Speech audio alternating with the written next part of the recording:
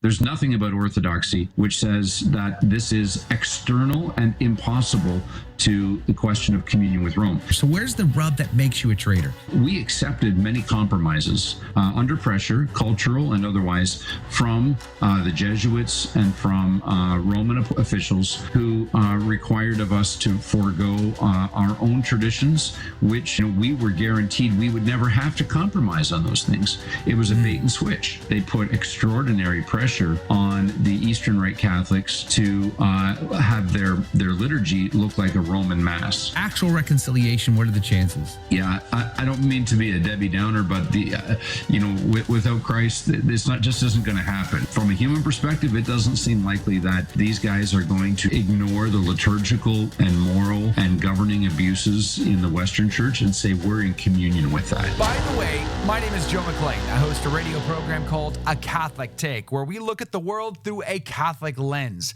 I'd love for you to hang out with us. If you like it, give it a thumbs up and let us know what you think in the comments below. And recently, we discussed this earlier this week, but His Holiness Pope Leo and the Patriarch of the Greek Orthodox out of Constantinople met at Nicaea to mark a very special occasion, the 1700th anniversary of the Council of Nicaea, 325 AD, where they condemned the Arian heresy and formulated a creed that bound the church, praise be to God, East and West. And I think a lot of us got I thought this was beautiful. I thought this was amazing. But I think it begs the question, what is the East? Is the East just the Greeks? What about the Ruthenians? What about the Russians? What about the Ukrainians? There are many, many slices from the East. So the question is going to become, do we reconcile with each one individually? What happens, let's just say, best case scenario, that the Patriarch in Constantinople and His Holiness Pope Leo decide today they're throwing away all issues, they're reconciling, maybe they make compromises on the date of Easter, for instance. They decide, how will the Greek Orthodox consider the Pope in Rome? Is he the prime among the apostles, the head of all apostles? Is he equal? Maybe they figure all of that out. Does all of Greece come with him? What about the Orthodox in America? These are the questions in my mind. And you begin to realize really quickly, we're probably having to negotiate with each individual element of the East separately.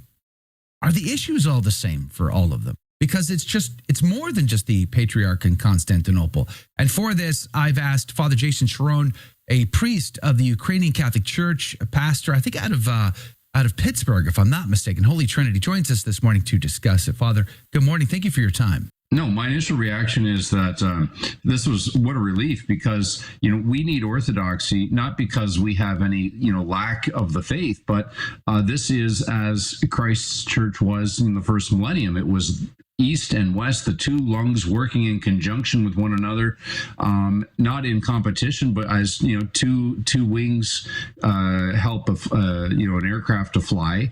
This was that declaration that the East and the West, that together we represent to the whole entire world the fullness of the faith delivered once and for all by the apostles. I think it was a beautiful moment, very excited, but I think I can almost get too excited about the potential of reconciliation. I think some sobriety is needed here. How do you see that as far as it goes? It's nice, it's beautiful, it's wonderful, but at the same time, actual reconciliation, what are the chances?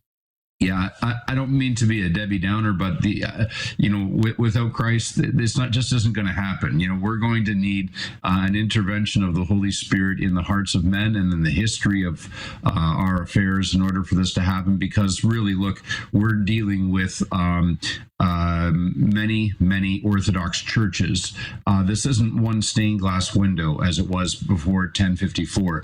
We're looking at all kinds of scattered pieces all over the ground, and each one of these Orthodox churches views itself as the true embodiment of the apostolic tradition, and they're not in communion with one another. So it's going to be a piecemeal, long negotiation with each national church, and they really view the Catholics as not even being validly baptized, many of these. So they view us as you and I may view, oneness Pentecostalism, or some strict Anabaptists that don't even believe in baptism. They view us as not even having, forget holy orders, as not even having valid baptism. So we view them higher than they view us. And I'm speaking about many of the Orthodox churches, but not all. I think that even brings up another bigger issue. It's so the Patriarch of Constantinople, Bartholomew, who is, he participated in this. He's made many gestures. He's come to visit the Pope in Rome. How is he seen by other Orthodox? Do they look down upon him for making these gestures? Do they frown upon this? Yes, many in the Orthodox world, unfortunately, have a very negative view of Bartholomew. Now, in their defense, I mean, over the past generation, he's made a lot of overtures to what we would call, the political left, with his green ecumenism and things like that, and his willingness to engage Western Christianity. And this has infuriated some of the radical fringe within Orthodoxy. And some of these are in the most reticent, hardcore, monasteries on Mount Athos, the Orthodoxy or Death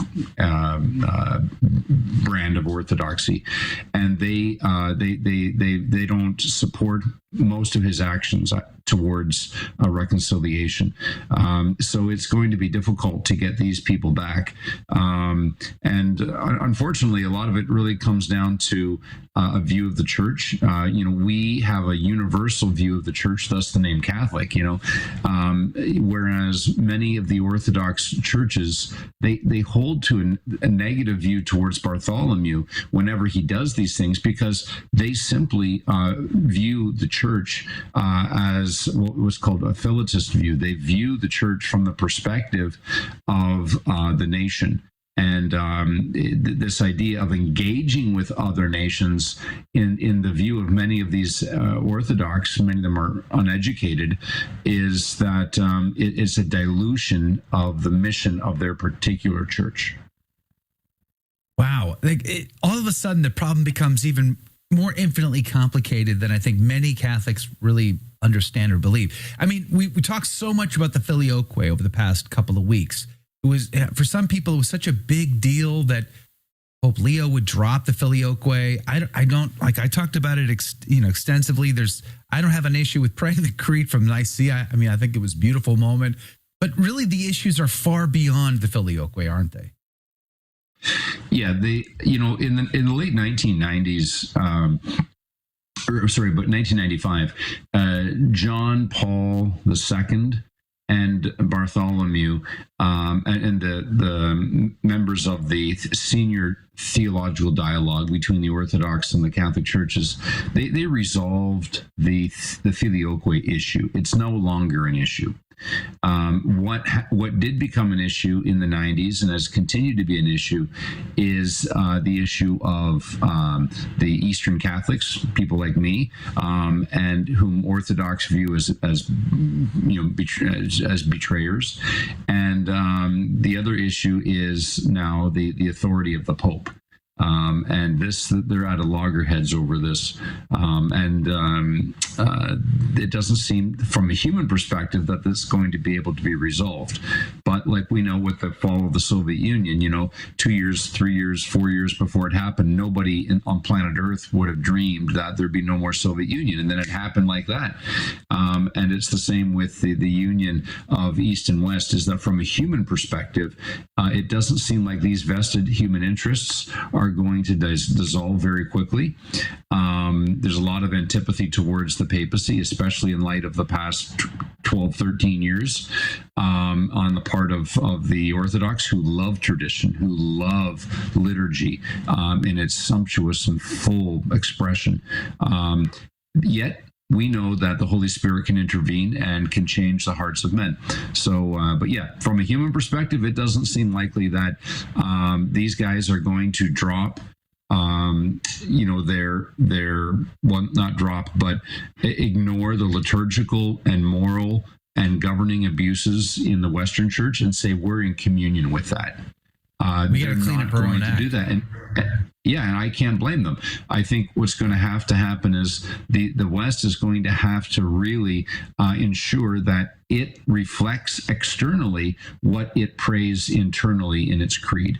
Otherwise, a lot of this is just window dressing for the rest of us.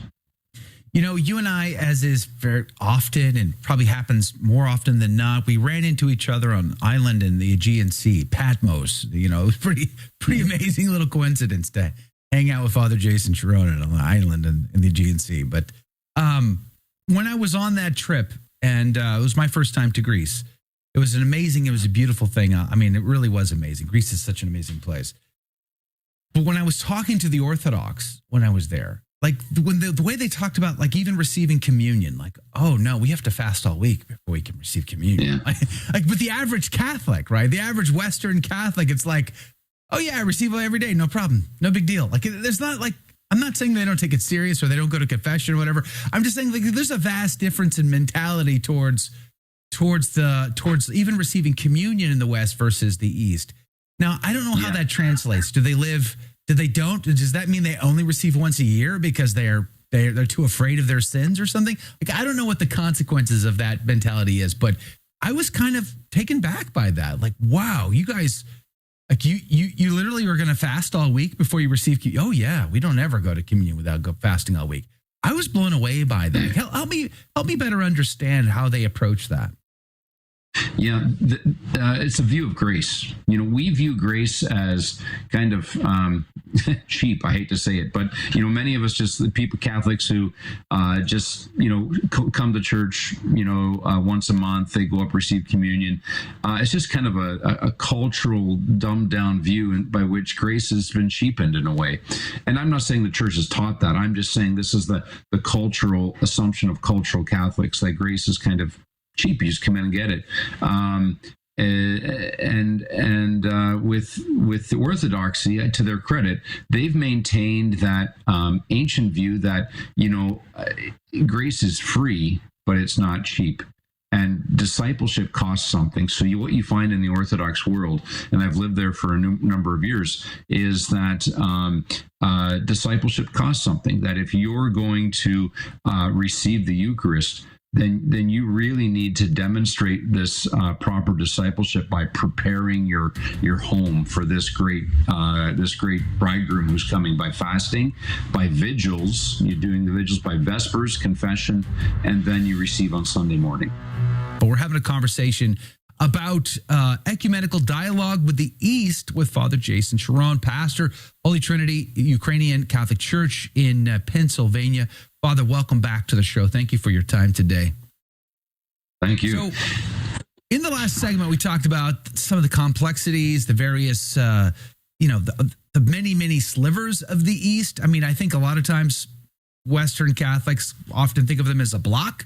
They really, really aren't. Even the Greeks aren't a block. I mean, I think that's the point I was trying to make, is it's so complicated as far as that goes.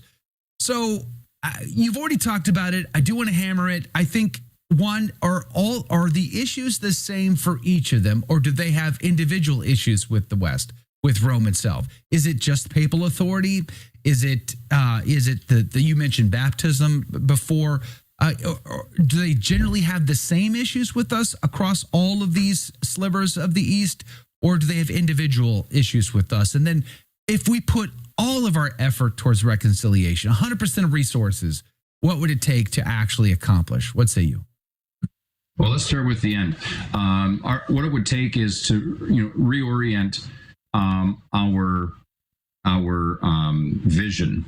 Since the council, we really value mission to the modern world. We value mission to the unconverted, and so this has been a huge kind of shift in Catholic vision. And you even see this over the past 10 years with this whole movement towards discipleship and being faithful disciples. It's all constructed around the vision of mission, which isn't wrong in itself. But we have to kind of reevaluate our vision, because for the Orthodox, it's not so much about mission, it's about memory. and that apostolic memory living in the church through her liturgy, through her calendar, through her theology, through her monastic life. And that's just a very big different, it's a vastly different vision. And so we guard our identity through our mission, and Orthodox guard their identity through memory, as reflected in liturgy and those other things I said. And the other parts, what's it going to take?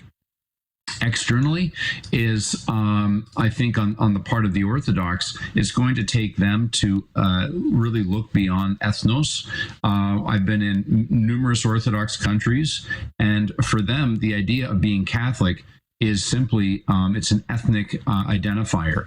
On the forms here, if you're doing something, it just says check off Latino, a Pacific Islander, Caucasian. And so for many Orthodox, when you say become Catholic, a vast majority of Orthodox, I'm not talking about theologians, I'm talking about the average person. They say, why would I become Catholic? I'm Serbian. Or why would I become Catholic? I'm Macedonian, or I'm Greek. For them, becoming Catholic means becoming Italian. It means becoming Irish. And the idea of there being a universal brotherhood in Christ is not at the forefront of their mind. It is an ethnic identifier. So that's a big thing that has to change. Let me follow up on that, because recently Joe Hirschmeyer from Catholic Answers it was like a video clip flying around the internets. He was speaking to this very point, and what he said essentially was, if reconciliation were to happen, the Orthodox would cease to exist and it would just be Catholic. And I find that interesting because, like right now, I'm talking to you. You're a Ukrainian Catholic priest. You still have this identifier, yet you're in full communion with Rome, right? So why can't that exist in this reconciliation? Yeah, I disagree with Joe Hirschmeyer and he's a great guy, but there are many of us who simply identify as Orthodox in communion with Rome.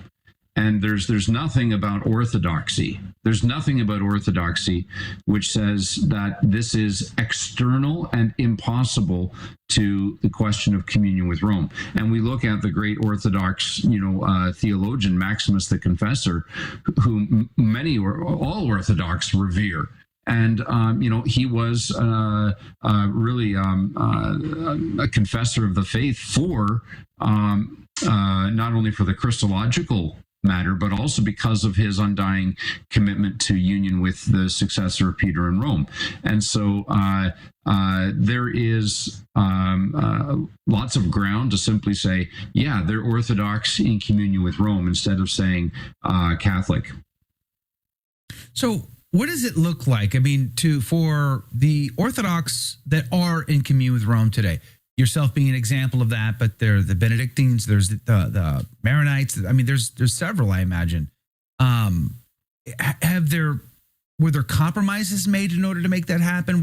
Where's the rub in all of that you are then labeled as a traitor? As you mentioned, I think in the last segment, that you're kind of seen that way from other Eastern Orthodox churches. They see you as a sort of a bit of a traitor. So where's the rub that makes you a traitor? Is it just that you're hanging out with Rome and to being friendly with the Pope?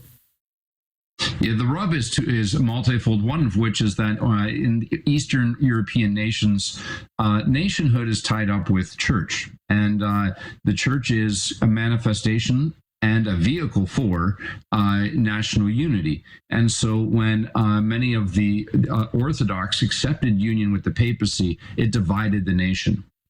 So there's half the nation which is Orthodox, and half the nation which is Orthodox in communion with Rome. The Byzantine Catholics, Ukrainian Catholics. So in one sense, that's why they say we're traitors. The other reason is because we accepted many compromises, under pressure, cultural and otherwise, from the Jesuits and from Roman officials who required of us to forego our own traditions, which at the Union of Brest and the Union of Uzhhorod, we were guaranteed we would never have to compromise on those things. It was a bait and switch.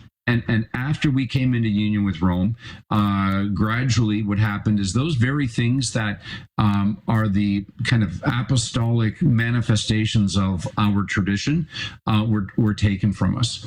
And fortunately, in the past century, since especially with Andrew Sheptytsky of Lviv, we've been boldly reclaiming our authentic Eastern identity. And had we never abandoned those practices, like icons, incense, married priesthood, things like that, then Orthodox would have no grounds to say that we betrayed our tradition.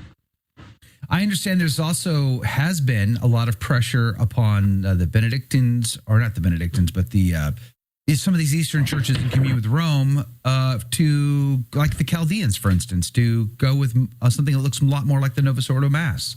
So, to abandon the traditional liturgical practice to something that looks more in keeping with what most Catholics have experienced in the West. Is that true? I mean, has that been your experience too?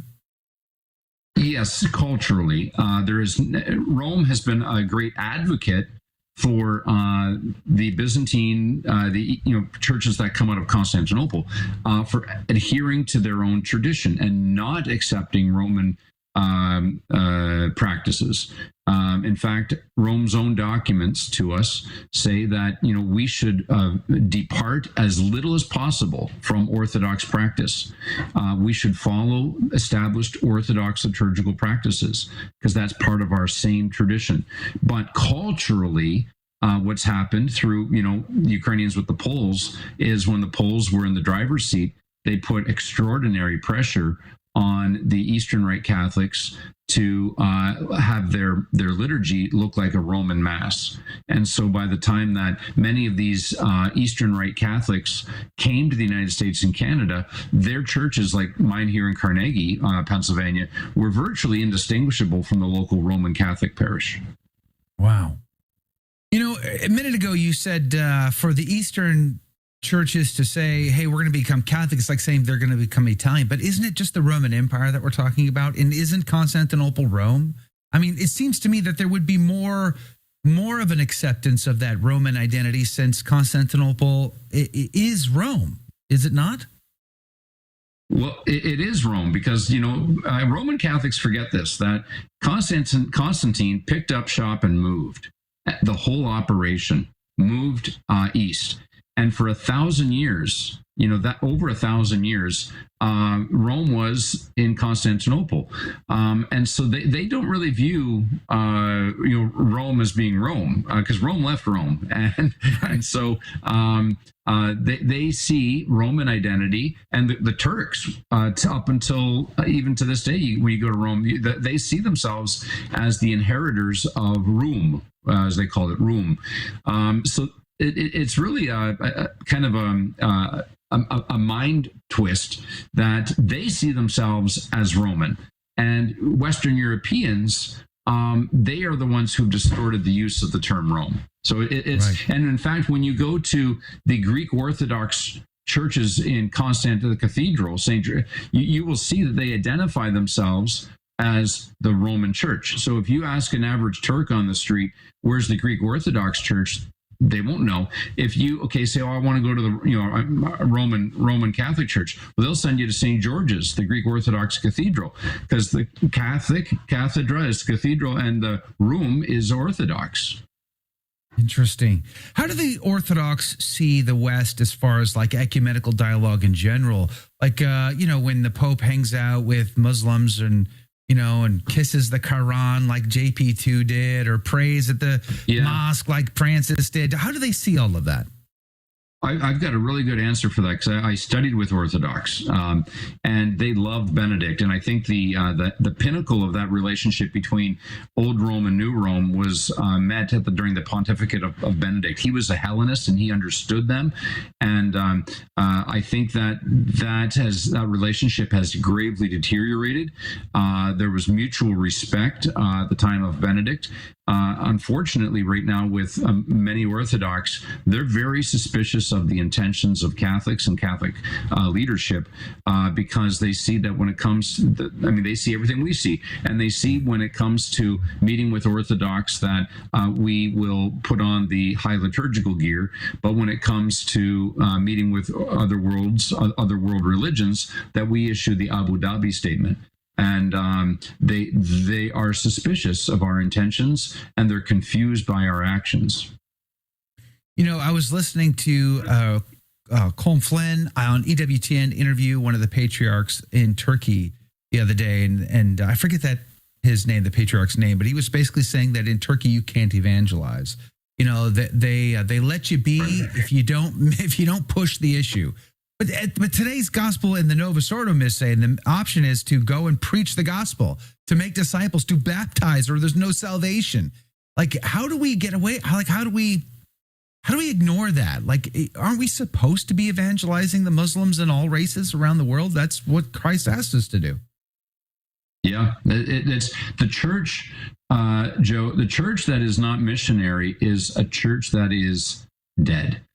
It is part of our Constitution. If the United States is going around saying you have no freedom of religion, no freedom of speech, no freedom of assembly, well, you've just violated your own Constitution. You're no longer really the United States of America. You become something other than what you were designed to be. It's the same with the Catholic Church.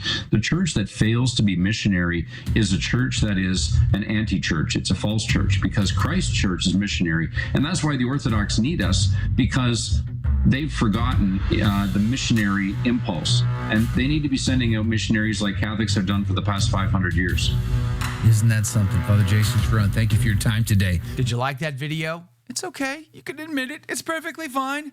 Hey, we cover the big stories of our day, from inside the church to outside the church to all points in between, and we do it from a Catholic perspective. It's called A Catholic Take. It's a radio program Monday through Friday. We live stream it right here on this channel, by the way, so make sure to subscribe, like, and share. We would be very grateful to you. And don't forget, you're going to want to watch this video right here, because you don't want to miss anything.